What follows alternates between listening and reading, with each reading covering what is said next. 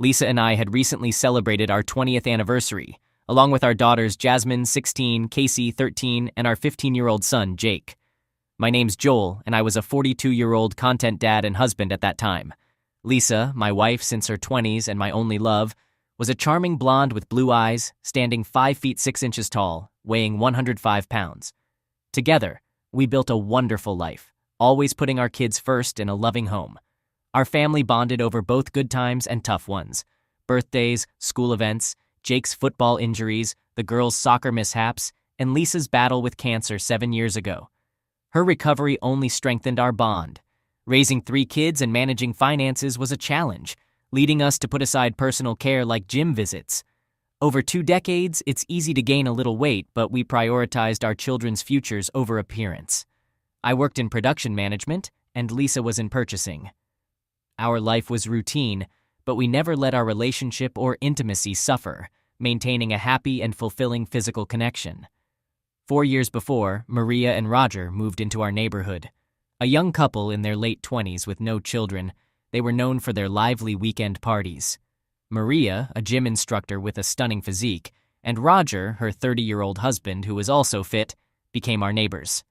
When Lisa turned 38, she was a bit overweight, but it never bothered me, as I had also gained some weight over the years.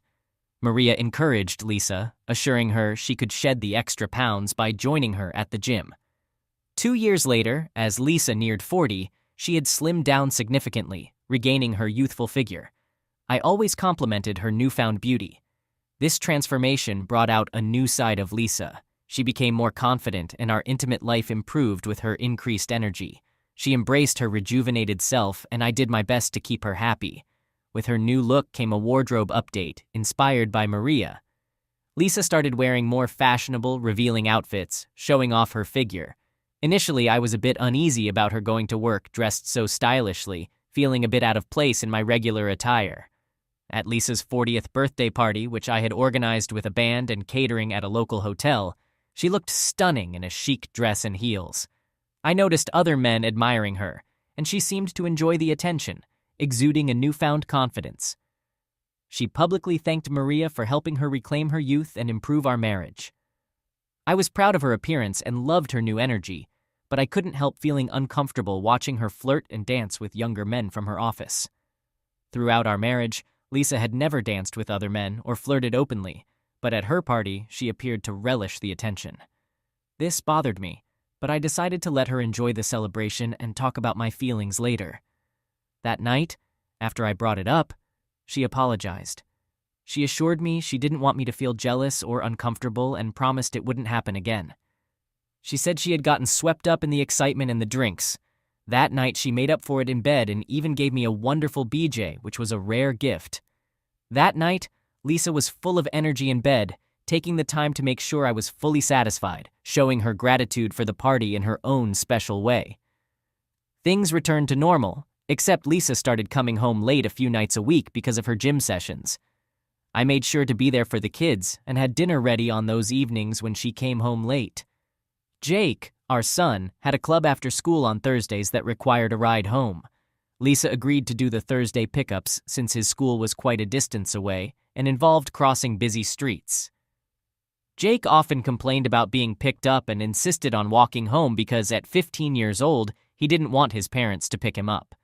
I explained that some of the roads he had to cross were too dangerous, and to be in the school club, he had to ride home with us, no exceptions. He reluctantly agreed, and I picked him up every day, except for Thursdays, due to my staff meetings. On Thursdays, it became Mom's routine to pick him up. However, one week, Lisa was busy at work and forgot to pick him up. After waiting for 40 minutes, Jake decided to walk home. This incident was one of the few times anyone in the family saw me upset. Lisa felt apologetic and upset with herself after witnessing my loss of temper.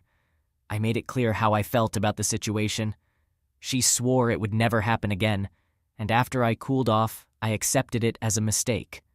No harm was done, and everything returned to normal at home. She made it up to me in bed that night, and life went on as usual. Financially, things were going well, work was good, and the family appeared to be happy, except for me. Approximately 2 months later, I noticed our bed life had declined from 4 to 5 nights per week to once or twice, and the quality of our intimacy had diminished. Lisa became increasingly self-indulgent, preoccupied with her appearance, frequently getting facials and maintaining her hair and nails weekly. It seemed that as she hit 40, she was determined to reverse the aging process. Our closet filled with new clothes and shoes, and when I voiced concerns about her spending, she reacted angrily, explaining that her efforts were for me, her husband, who benefited from her youthful appearance. I wanted to tell her that despite her efforts, I was unsatisfied, and our intimate life had become unsatisfactory. I missed the old Lisa, but assured her that I loved her just as much as the new version. She continued her late nights, spent time at the gym, and even went out with Maria, our neighbor and gym instructor. That's when I decided to plan a weekend getaway to reconnect and restore our relationship. I loved Lisa, but needed to assert myself and bring things back to normal. The following week, I made dinner reservations for Friday night to share my plans for our weekend escape during a romantic meal. On Tuesday night, I informed her of the reservations and arranged for her parents to look after the kids. The next morning, I watched her getting ready for work in another new dress, which seemed overly dressy for her job, along with extravagant accessories. When I inquired about her outfit, she mentioned that senior executives were visiting, and she wanted to make a lasting impression. Rather than starting an argument, I held my peace, but it left me wondering if I would ever see the old Lisa again. I loved her, but I struggled with this new version of her. Perhaps my insecurity played a role because I hadn't shed my extra weight, and when we were together, we no longer resembled a couple.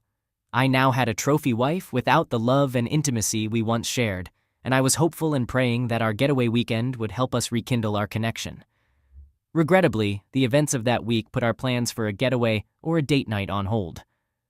It was Thursday afternoon around 4 p.m. when I received a call from the hospital. I was in the middle of delivering a presentation at our staff meeting when the call came in, informing me that Jake was in the emergency room and required immediate surgery. They emphasized the urgency, and I needed to get to the hospital right away. I rushed to my car and sped like crazy to reach the hospital, which was roughly 15 minutes away. I attempted to call Lisa multiple times, but she didn't pick up. I also reached out to her parents, asking them to pick up our daughters and join us at the hospital to be with their brother. Meanwhile, I left several voicemails and texts on Lisa's phone, growing increasingly concerned about her whereabouts. Normally, she always answered her phone, but for some reason, she was unresponsive that day. At the hospital, I met with the doctors, handled some paperwork, gave my insurance details, and had a short visit with my son, who was injured with a broken leg, cuts, and bruises. It was a distressing sight, and tears welled up in my eyes as they wheeled him into the operating room. I felt alone and overwhelmed with worry about Lisa once again. They directed me to the surgery waiting room, where I reunited with my daughters and Lisa's parents, Edward and Mary. They looked to me for answers, and I shared what little information I had, including the fact that Lisa was missing. We concluded that Lisa hadn't picked up Jacob from school, and he had decided to walk home on his own. I expressed my deep concern about Lisa's absence, her unanswered calls, and her failure to pick up Jake. We stood in a circle in the private waiting room, trying to piece together the situation. "Let me call her office again and see if they know anything," I suggested as I dialed her office number. I explained our son's accident and hospitalization and expressed my urgency in finding her. I asked the person on the other end about Lisa's whereabouts, and I was informed that she hadn't been seen since her lunch break. I shared the situation with our son and asked if she knew who Lisa had lunch with. She informed me that Lisa had left for lunch at 1 p.m. with Mr. Donnie, a sales representative from one of their suppliers.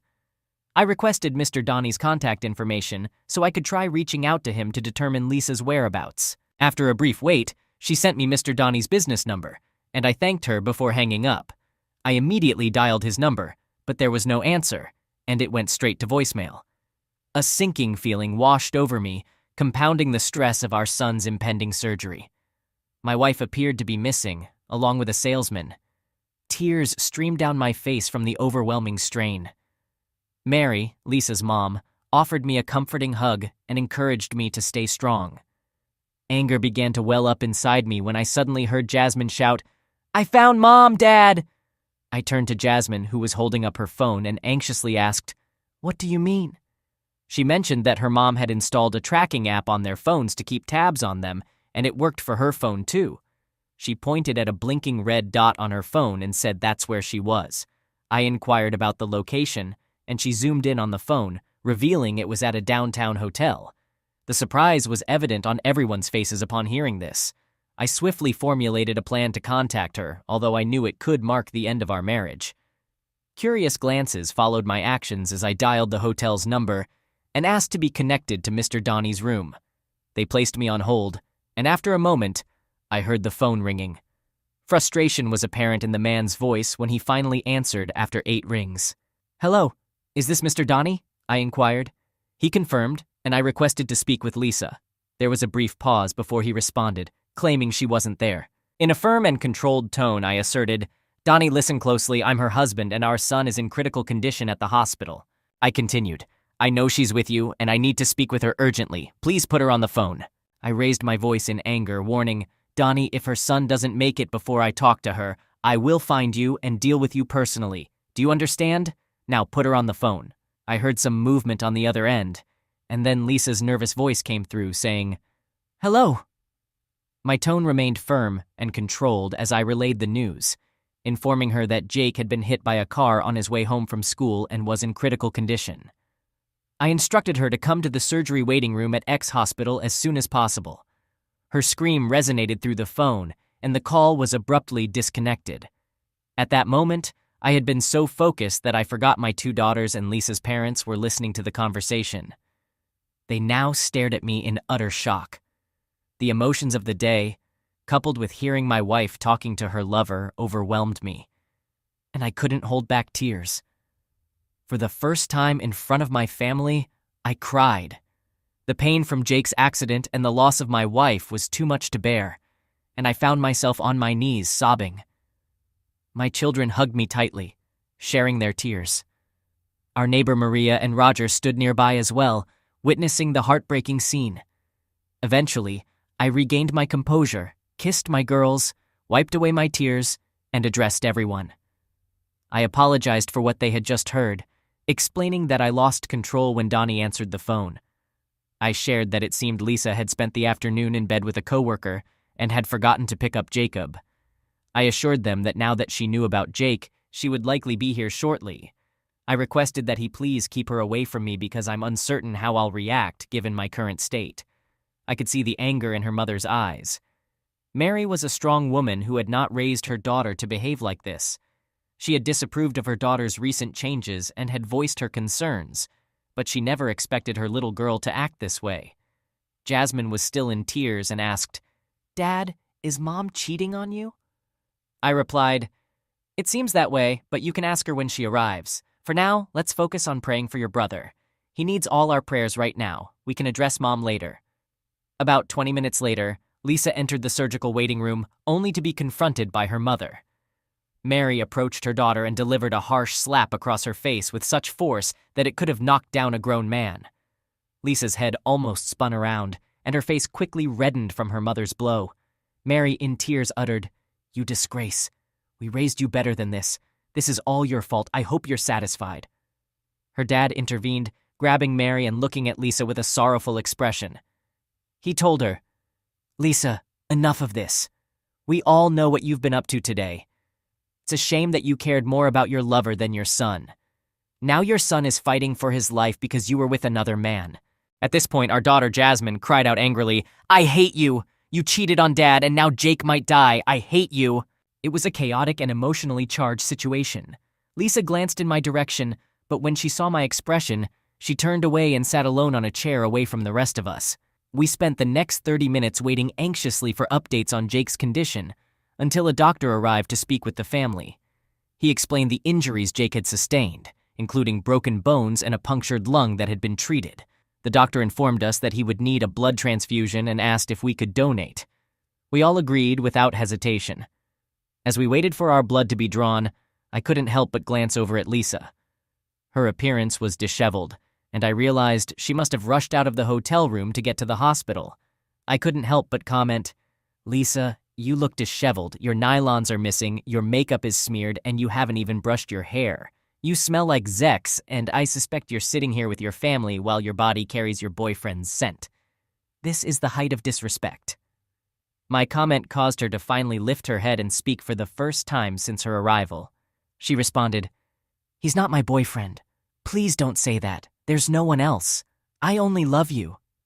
I retorted, "Liza, if he's not your boyfriend, then are you just sleeping with random men? Are you really just promiscuous? Please show me some respect. I'm not oblivious. You've been rejecting me for intimacy for the past 2 months. Even last night, you claimed to have a headache and turned me down again. Why, Lisa? Did you want to be with another man instead? Why, Lisa? Did you want to be all refreshed and ready for your boyfriend today? Look, this isn't the right time or place to discuss this. Just go home, freshen up, and return looking presentable. Our children and your parents don't need to see you like this. I don't want to discuss your betrayal or our divorce until after Jake gets better." She immediately replied, "Divorce? No. Joel, you can't divorce me. I love you. Please don't say that." I told her, "Lisa, we'll talk about our future, but not now. I can't expend my energy on you at this moment. My focus is on Jake, not what you've done to our family. Just go home and get yourself cleaned up. If you can't drive, I'll have your dad or someone else take you, but you need to leave now. Jake won't be out of surgery for a while, and you should be here when he wakes up." She stood up, tears still falling, apologized, and left. About 2 hours later, Lisa returned with no makeup, her hair in a ponytail, and dressed in jeans and a sweater. She had stopped crying but still looked worn out from the emotional turmoil. She sat with her parents, and our girls stayed by my side. I spoke to my daughters, emphasizing the importance of not harboring resentment towards their mother and the need for us to focus on Jake. I explained that we could have conversations about this situation later, but for now, we needed to come together as a family. For the next 2 days, we took turns keeping vigil for Jake, who remained in a medically induced coma. Finally, on the 3rd day, we received positive news from the doctors, and Jake was going to be okay. He would need to stay in the hospital for a while, but he should be able to go home in about a week. We all cried tears of relief and embraced each other upon hearing the good news. Lisa tried to approach me, but I kept my distance and gently pushed her away as I comforted my daughters. Her world had shattered, and she didn't know how to reintegrate into the family or salvage her marriage. Since our family members were taking turns staying at the hospital, there were no sleeping arrangements for Lisa and me. However, on the 3rd day, I decided to communicate my intentions regarding our living situation once Jake returned home. I informed Lisa that now that Jake was on the path to recovery, I would be sleeping at home again. I made it clear that I didn't want her in my bed, and given her involvement with others, I believed it was only fair for her to move her belongings into the guest room. She cried and professed her love for me, asking me not to kick her out. I told her that, for the time being, until Jake fully recovers, there is no us. She remains the mother of our children, and we will need her help with Jake's recovery. However, as far as I'm concerned, she and I are no longer a couple. While we may still be legally married for now, I no longer see her as my wife. She cried again, but she understood and relocated to the guest room. I also discussed this change with our daughters, and they comprehended the situation. We all agreed not to let Jake know what was happening until he was well into his recovery. I transformed our living room into Jake's recovery space, rented a hospital bed and wheelchair, hired a daytime nurse, and prepared for his return home. With Jake unable to move freely in the living room, he wouldn't be aware of our sleeping arrangements as long as our secret was kept. His recovery remained our top priority. Regarding the vehicle that struck Jake, it turned out to be a driver for a paint company. During the investigation, the police discovered that the driver had been vaping, texting on his phone, and was under the influence at the time of the incident. Our lawsuit gained considerable attention, as our attorneys recognized we had a strong case and sought substantial compensation. After the jury listened to the entire story, the company realized they were in trouble and offered us a substantial settlement instead of risking an even higher punitive damages payout from the jury. While this did little to ease our anger and grief, it did provide us with the means to afford the best medical treatments and physical therapy for Jake.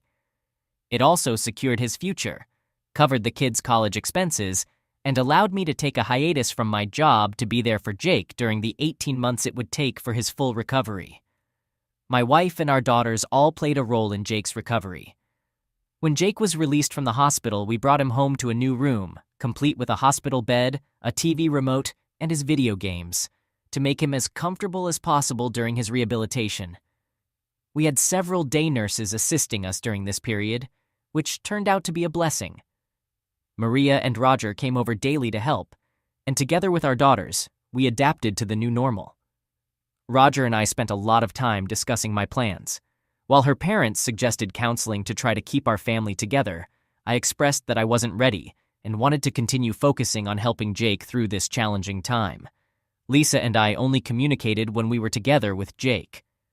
Jake, being the sensitive one in the family, sensed that something was wrong after hearing the girls talk about their mom's mistake. One day, when we were alone, he asked me what was happening and if I could forgive her. He reminded me that Mom loves me and that he could see she was hurting. I wiped away a tear and told him that their parents' issues were not his concern and that he should concentrate on getting better. That moment made me realize I needed to confront the situation and make some decisions. I informed Lisa that we were going out to dinner on Friday night to have a conversation. Maria and Roger took care of the kids that evening. We went to our favorite Italian restaurant, and after a few drinks, I decided it was time to talk. I asked the waiter to give us some time before we ordered. It was the first time since the accident that I had spoken directly to Lisa. Until that night, I had only responded to questions or participated in conversations, so for the first time since the accident, I spoke directly to Lisa about our future together. I said, "Lisa, I understand it's been tough for you, and it's not fair that you're in the guest room. Since the accident, I haven't had a chance to think about our future, but over the past few days, I've come up with a solution to alleviate the stress the family is experiencing due to our situation. I'll look for an apartment near the house, and you can move back into the master bedroom. Once Jake is on his feet, I'll begin the divorce process. I want to wait until he's better before he learns the full reason for our separation." A tear fell from her eye, and I felt like a boy who had just lost his best friend as I held back my own tears for the loss. All the years of love I had for this woman were tarnished by one selfish act, and now both of us were paying for her actions. She asked if there was any way I could forgive her and let her back into my life. I responded, "Lisa, I love you and I probably always will. Aside from Jake's accident, losing you has been the hardest thing I've ever faced. I just don't see a way back. Your selfish choice to put your boyfriend before our family and betray my love is something I'm not sure I can ever get over. Our son Jake nearly lost his life because you chose to be with Donnie. Take a moment to consider my perspective on this." She asked me not to mention his name and admitted that she has despised herself since that day, recognizing that she messed up badly and doesn't deserve anything from me or our daughters. She wondered if there was anything she could do to make amends. I replied that I doubted it, given that, as far as I knew, she hadn't taken any steps to resolve the situation, which seemed to indicate her lack of genuine concern. I added that once our divorce was finalized, she could pursue her relationship with her boyfriend or anyone else. With her new appearance and charm, she could likely attract any man she desired. She acknowledged this, but emphasized that since the accident, she had been trying to support Jake and had attempted not to dwell on what she had done to me. She implored me to consider giving her another chance. I responded, "Do as you wish, Lisa. I'm not making any promises. I'll wait a few weeks before I begin searching for an apartment. However, I must admit that when I reflect on the months leading up to the accident, the way you treated me, the lack of intimacy, and your self-centeredness, I can't help but believe that you genuinely don't care. I was by your side during your illness and idolized you. Yet, you discarded all that love as if it were trash. You handed over what was once mine to another man, allowing him to exploit you, and who knows what else transpired between you two. I'm not sure how I can move past that, Lisa. Tell me, how long were you involved with Donnie before that day?" She confessed that she had never been with him before that incident, and that it had only happened once, insisting there was no one else. I clarified that her response didn't address my question about the duration of her relationship with Donnie. It was evident that they had made plans before that day. I speculated that they might have had lunches, after-hours drinks, exchanged special text messages, or even emails.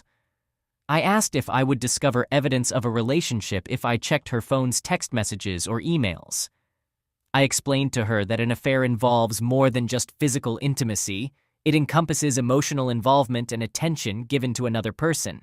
I urged her to be honest. She finally admitted that it began about 3 months before the accident, right before her 40th birthday. She mentioned feeling old, but when Donnie learned she was turning 40, he began complimenting her and making her feel young and desirable.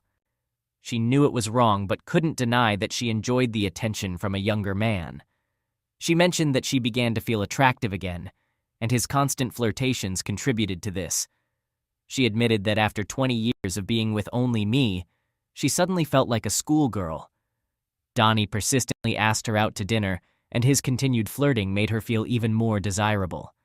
On the day of the incident, he took her to lunch but surprised her by taking her straight to his hotel room, suggesting they order room service.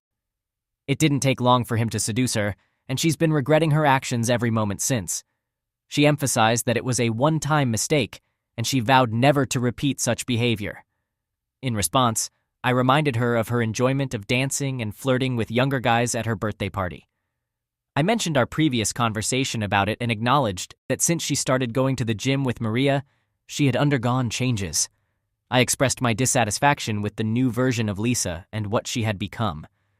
I understood her desire to feel youthful, have excitement in her life, or seek more than I could offer, but I wished she had communicated her feelings with me instead of seeking something outside our marriage. I didn't want to live with a partner who made me feel like I had to compete with younger men or that she was engaging in secretive activities. My confidence in myself, our marriage, the trust I had in her, and our life together had all been eroded. I conveyed my uncertainty about whether anything could be done to mend our relationship.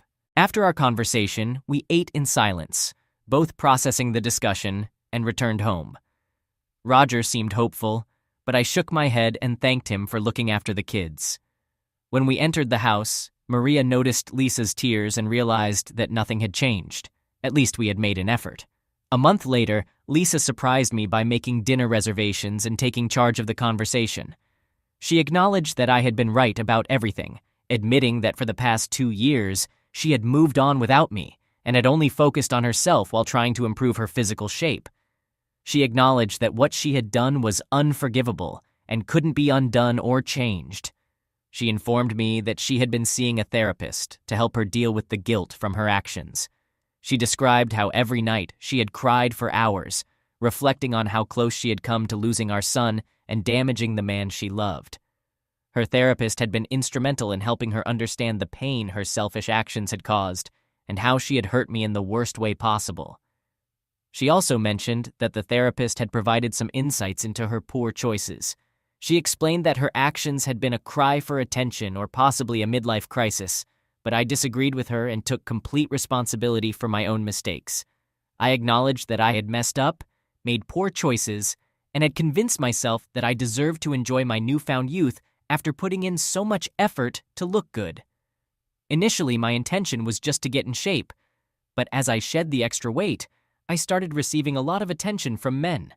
This newfound attention made me feel youthful, attractive, and desirable, which was particularly impactful as I approached my 40th birthday.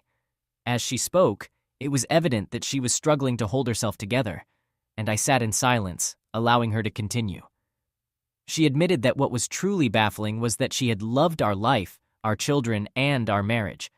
She had never contemplated hurting me or being unfaithful, yet that's precisely what had happened. It began innocently with flirting, some of which you witnessed at my birthday party, though I had dismissed your concerns. Then came the lunches and more flirting until I ultimately allowed myself to make a terrible mistake during a meaningless afternoon of sex. I despise myself for what I did, and I now realize that it's not reflective of who I truly am. I want you to understand how deeply sorry I am for the pain I've caused you and the damage I've inflicted upon our son. I carry an immense burden of guilt and suffering each day. My actions were entirely selfish, driven by my own desires, and I wasn't considering the consequences for our love and marriage. What I'm sharing with you isn't an excuse, and I don't expect your forgiveness because I violated our vows, betrayed your trust and affection. I'll accept it if you decide you want the worst for me in light of what I've done, though it will sadden me. Ultimately, I want you to be happy, and with someone you can trust.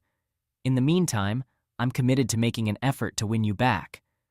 Joel, during our last dinner, you pointed out that I hadn't taken any steps to salvage our marriage, and I confessed that I had been so preoccupied with our son's well-being that I didn't know how to save us. Since that moment, I've spent the past month working to demonstrate what I've done to try and bring you back." She maintained her composure and spoke with a serious tone, outlining her plan. First and foremost, she revealed that she had submitted her resignation and intended to become a stay-at-home mom. She planned to care for Jake full-time, eliminating the need for day nurses. She had also informed her boss, Mr. Connor, about her affair with the supplier. Given the supplier's standing in the community and church while she was with her boss, he had called the supplier and conveyed that they would sever their business relationship unless they immediately terminated Donnie. It turns out that our company is their largest customer, and a significant portion of their revenue depends on our business. Before we went out tonight, I discovered that we weren't the first ones to complain, and Donnie had indeed been fired. Following that, I visited Donnie's wife, Patricia, and extended my apologies for our actions. When I recounted the entire story and my efforts to mend things with you, the only man I've ever loved, I broke down in tears. Patricia responded with more kindness than I would have expected, possibly understanding the guilt and remorse I was experiencing. She tried to console me and mentioned that it wasn't entirely my fault, as Donnie had a reputation as a womanizer with a knack for seducing women. However, she also admonished me not to disrespect the man I love ever again. She wished me luck in reconciling with you and mentioned that while this wasn't the first time something like this had happened, it would certainly be the last. I got the sense that she might be seeking legal advice. After leaving Patricia, I called Maria and informed her that I was discontinuing my gym membership. I also planned to continue with therapy. I had come to the realization that I'm a mature woman with a family that relies on me, and if given the opportunity, I'm determined to be the best mom and wife I can be. Additionally, I decided to give away all of my new clothes, retaining only a few items more suitable for someone of my age. Continuing her narrative, she mentioned that she had been researching articles about affairs over the past few weeks. She had even read stories where wives subjected themselves to polygraph tests to answer all the questions their husbands had. She found that there were approximately 20 common questions that needed answers. Consequently, she made an appointment last week and visited an office downtown that specialized in lie detector exams. She had them ask her all the questions she had prepared. They considered her questions unorthodox and not typical, but agreed to incorporate them randomly with their regular questions. She provided them with the list of questions she knew you must have been pondering and answered them truthfully. In a desperate tone, she explained, "This envelope contains the answers to your questions. I want you to know that I haven't opened it or looked at the results. I'm confident in what's true, and I believe these results will confirm my honesty. I'm even willing to undergo regular testing every few months to demonstrate how much I love you and that you can trust me again." I also consulted with an attorney and requested her to draft a postnuptial agreement as a way to demonstrate my seriousness in trying to regain your trust. This postnuptial agreement stipulates that if I were to make the same mistake again, I would willingly forfeit custody of our children and vacate our home without seeking any support or alimony. I've learned that this is a common practice for individuals who have cheated, like me. Yes, I acknowledge what I've done, and I've come to terms with the label, no matter how tarnished it may make me feel. I'm aware that I have a lot of amends to make, and I promise to prioritize you above all else. You'll find the postnuptial agreement, along with the polygraph test results, in the envelope. I was taken aback by her actions and her revelations about what she had done. My wife recognized the impact on our family and our marriage. I asked, "Well, Lisa, I must admit I'm surprised by your efforts. It certainly gives me something to ponder. But I have one pressing question. Why are you so determined to salvage this marriage? You've clearly lost respect for me as your husband and were seeking something else. With your looks and physique, you can have any man you desire. You need to be honest with yourself and contemplate why you want to remain with me, an overweight, middle-aged man. Given your feelings towards me, I can't comprehend why you'd want me now. My suspicion is that you feel guilty about being caught and want forgiveness to alleviate that guilt." "No, that's not it," she responded. "I want us to get back together because I love you. You were there for me when I was ill, took care of me, nursed me back to health, and never once complained all those years. Your love has always been unwavering. I took it all for granted, and now I realize how precious that love truly is. There's no one else I desire, and I can't even envision being with someone else. It has always been you, and I squandered it. Honestly, you've always fulfilled my needs sexually, and you've always made me happy. I just took everything for granted and stopped thinking about anyone else but myself, and that will never happen again. As she sat sobbing uncontrollably in the restaurant, her cries growing more intense, we began to attract the attention of other patrons. I went over to her, put my arms around her, and held her close as she wept into my shoulder. My heart ached from witnessing her pain, and I wasn't certain how much more of these emotional roller coasters I could endure. After she calmed down, she handed me an envelope and told me to read the contents later when I was alone in bed. It certainly piqued my curiosity, and I wondered what revelations awaited me. Upon arriving home and just before we pulled into the driveway, she gazed at me with the saddest eyes I had ever seen and said, "Please don't leave us, Joel. Don't move out of our home. I'm willing to stay in the guest room if you don't want me in your bed. I understand why you wouldn't want me there because if I were in your shoes, I'd feel the same way. I comprehend, and I'll be there for as long as you want. I just want to be with you and reunite our family. Please don't abandon us. I understand you may never forgive me, but I'm asking for a chance to win back your love once more." Once in my room, I took a shower, brushed my teeth, got into bed, and stared at the manila envelope, pondering what revelations it held. Would it make any difference? Did I even want her back after everything that had unfolded? Would I dare to open the file? Those questions swirled in my mind. Opening the envelope, I was taken aback by the level of detail contained in the polygraph test report. I examined all the questions, responses, data, and the summary. Evidently, she had put in considerable effort, as all the questions that had plagued my thoughts were now addressed and in my hands. Uncertain if I was truly prepared, I was about to uncover the truth. The questions appeared to be scrambled and presented out of sequence, perhaps intentionally designed to prevent her from anticipating the next inquiry. It was apparent from the questions that Lisa herself had crafted them, as they didn't adhere to the typical format of a polygraph test. Reading her answers, I slept soundly that night, still uncertain about my future, but somewhat relieved by the answers to those pressing questions. The following morning, I approached Lisa's room and requested her presence at a family meeting. Lisa appeared worn out, bearing bags under her drowsy eyes, clearly tormented by stress and tears. Due to the family's coldness, her life had become a living nightmare. Strangely, the only person who continued to speak to her and had forgiven her was Jake, our son, who was enduring the most hardship. He was the first to extend forgiveness to his mother.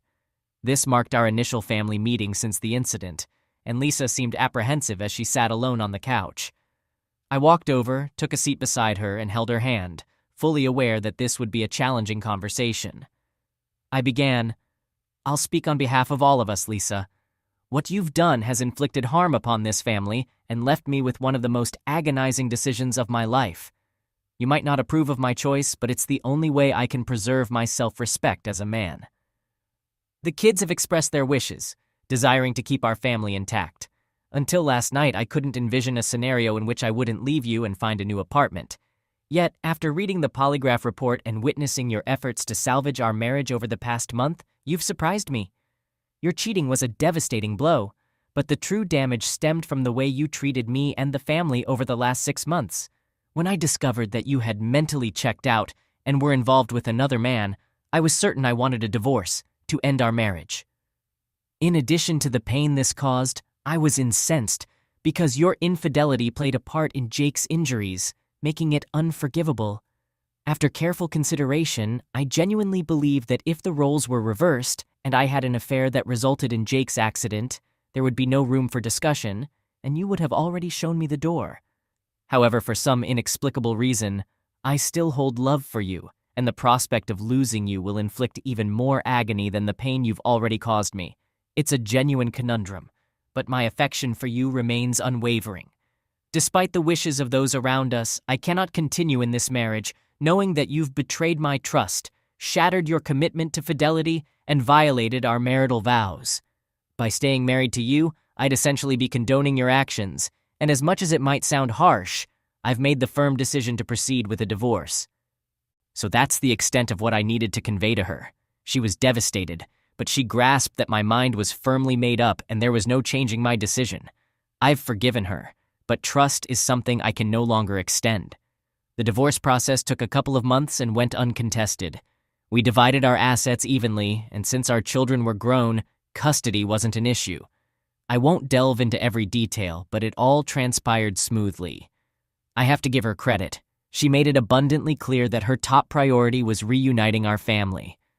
There were moments when thoughts of Lisa crossed my mind, but that was due to the lingering love I held for her. We maintain contact, and everyone is content, including our children.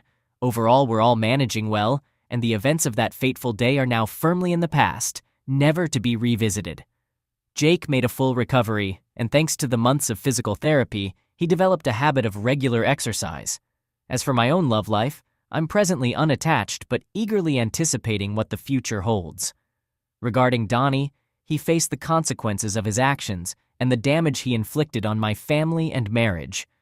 His wife promptly kicked him out and served him divorce papers after Lisa confessed her indiscretions. He ended up in a small studio apartment following his termination. His attempts at dating were short-lived as potential partners discovered his history of infidelity. I learned about his struggles through his ex-wife, who thought it might aid in the healing process after my wife's affair. I'm not sure how or why she reached out to me, but I appreciate her gesture. I once read a quote that goes, "Sometimes, offering someone a second chance is like giving them an extra bullet after they missed you the first time, hoping that this time they'll use it wisely." Thanks for tuning in. Don't forget to subscribe to the channel for more stories like this. Take care.